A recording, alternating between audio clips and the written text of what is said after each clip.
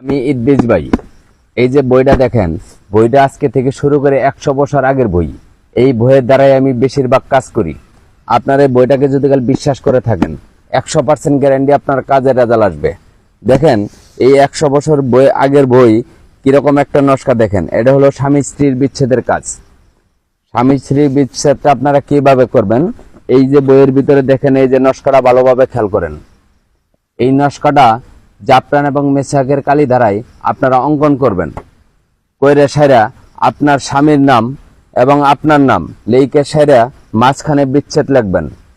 লেইকে সাইরা এই নকশাটা আপনারা যদি কাল বালিশে যেই বালিশে শুবেন, আপনার স্বামীর বালিশের ভিতরে এই নকশাটা সুন্দর করে রোপণ করে রাখবেন।